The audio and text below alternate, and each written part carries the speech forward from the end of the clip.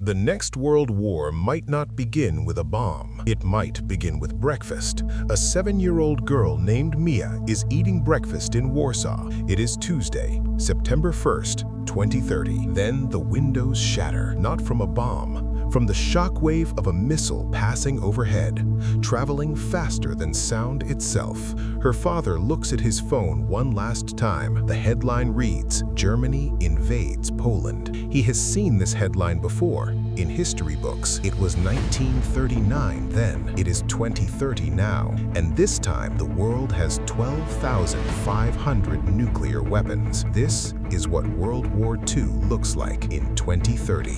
Before we enter 2030, understand what this war cost the world the first time. World War II, September 1939 to September 1945, 6 years. Total dead 70 to 85 million, more than 3% of the entire world population. 40 million of those were civilians, farmers, teachers, children. Soviet Union alone lost 27 million people. Financial cost in today's money, $5.8 trillion for the United States alone. Hiroshima, one bomb killed 80,000 instantly, 140,000 dead by year's end. One bomb, one city, 140,000 dead. In 1945, only one country had that weapon. In 2030, 9 countries do, with 12,500 warheads. Now, let the war begin. September 1st, 2030, 4:47 in the morning. German armored divisions cross into Poland. The same border, the same aggression, 91 years later. But in 2030, the response is not armies marching. It is missiles traveling so fast they arrive before the radar alarm even sounds. Modern hypersonic missiles travel 15 to 20 times the speed of sound. No defense system can stop them. Russia's missiles reach all of Europe from Belarus in under 12 minutes. China's DF-41 reaches the American heartland in under 30 minutes. NATO HQ, Brussels, destroyed 11 minutes after invasion begins. U.S. Air Force Base Ramstein, Germany, offline, 14 minutes. British Military Command Center, silent, 18 minutes. All before any world leader can reach a secure phone. Private James, 22, is writing a letter home when his base shakes.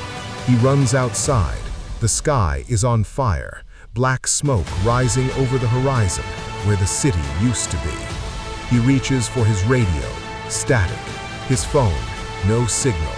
He is 6,000 miles from home, completely alone. Simultaneously, 7,000 kilometers away, 400 Chinese warships enter the Taiwan Strait. The U.S. 7th Fleet scrambles, but Chinese missiles are already in the air. Day 1, 3 wars, 1 hour.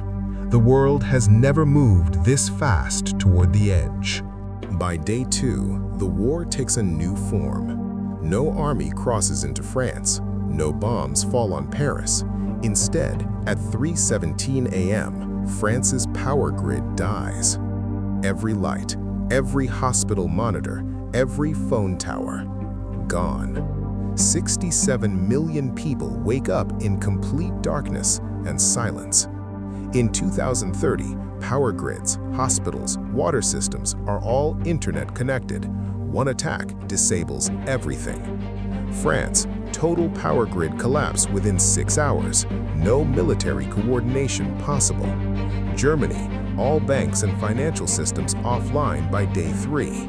UK, hospital backup generators run out of fuel within 48 hours. Streets fill with people who do not know what is happening. Highways jammed, families trying to leave cities. Supermarket shelves empty within hours. Panic buying.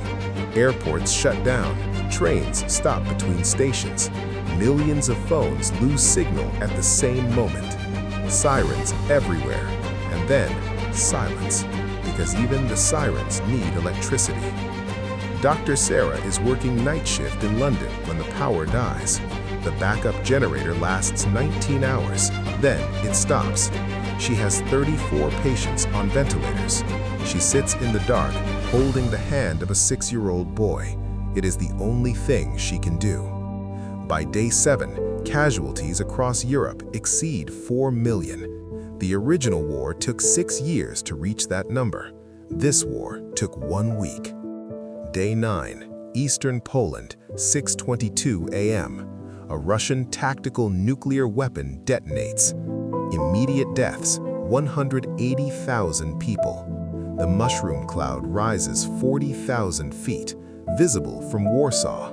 Mia, the girl from the opening, sees it from her window. She asks her mother what it is. Her mother does not answer. And for the first time since 1945, the nuclear threshold is crossed. NATO Article 5 activates automatically. Attack on one is attack on all. US moves to DEFCON 2 within 4 minutes, one step from full nuclear war. 14 American nuclear submarines reposition with 970 warheads. Russia, 1,588 warheads ready to launch in 4 minutes. China activates 600-plus warheads. In 1962 Cuban Missile Crisis, leaders had 13 days to talk. In 2030, 4 minutes. In 1962, Kennedy and Khrushchev had 13 days, phone calls, letters, time. In 2030, there are 4 minutes. One person, one decision, one button. No time to think, no time to call, just 4 minutes. While the nuclear standoff unfolds, the rest of the world is already dying. Not from bombs, from what happens when the machine stops. Global stock markets lose $40 trillion in value within 48 hours. Strait of Hormuz, 20% of world's oil, mined and closed on day 1. Food supply chains span 50-plus countries, collapse within 2 weeks. U.S. hospital drug supplies, 3-day inventory. Shortages begin within 72 hours. China, 750 million factory workers face unemployment. Fatima lives in Cairo. The war is not in Egypt, but on day 6, the supermarket is empty. On day 9, the hospital has no insulin for her son. No missile fell near her home, but the war found her anyway. In 1939, if you were outside the war zone, you could survive. In 2030, there is no such thing as outside the war zone. The entire world is the war zone. The world does not end with a declaration of war. It ends with a radar error. This is not a hypothetical. It already almost happened. September 26, 1983, 12:14 a.m. A Soviet bunker near Moscow. Lieutenant Colonel Stanislav Petrov is on duty when the alarm screams. The screen flashes one word: launch. 5 American missiles incoming. Protocol says report to superiors immediately. They launch back. Petrov has 10 minutes. He does not report. He waits. And he is right. It was sunlight reflecting off clouds, a software error. One man's instinct saved 3 billion lives that night. Now, in 2030, the same scenario. Day 23, 2:14 a.m., Moscow. A Russian radar detects 47 incoming American missiles. It is a software glitch. But this time, there is no Stanislav Petrov on duty. There is only protocol. 4 minutes. He launches. And America responds. Within 30 minutes, 1,500 nuclear warheads detonate. Immediate deaths, 300 to 500 million people. Modern warheads are 6 to 53 times more powerful than the Hiroshima bomb. Red Cross officially states no meaningful medical response to nuclear war is possible. Nuclear winter, 150 million tons of smoke block sunlight for 2 to 3 years. Global temperatures drop 10 degrees. Agriculture collapses worldwide. Food production drops 90%. 5 billion people face starvation. A man named Daniel wakes up in the rubble of Berlin. He walks for 3 hours through a city that no longer exists. He finds a child sitting alone on a broken wall. He does not know her name. He sits next to her. It is the kindest thing left in the world. These are real weapons, real warhead counts, real response times, real children. This is what World War II in 2030 actually looks like. Mia, the girl eating breakfast in Warsaw. She did not start this war. She did not build the weapons. She did not draw the borders. She was just eating breakfast on a Tuesday morning. Right now, the same ingredients that started World War II in 1939 exist today. Aggressive powers, broken alliances, failed diplomacy, a distracted world. History does not repeat itself, but it rhymes. And right now, in 2030, it is starting to sound very familiar. The difference between 1939 and 2030 is not the hatred. It is not the weapons. It is this. In 1939, you could lose the war and still rebuild.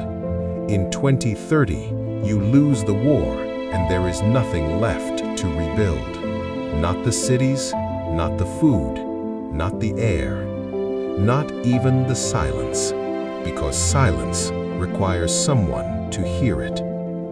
World War II lasted 6 years. The next one might last 6 days. If this made you think, you are already asking the right question. Subscribe to WIF World. Next week, we ask what comes after the end. What happens to the survivors?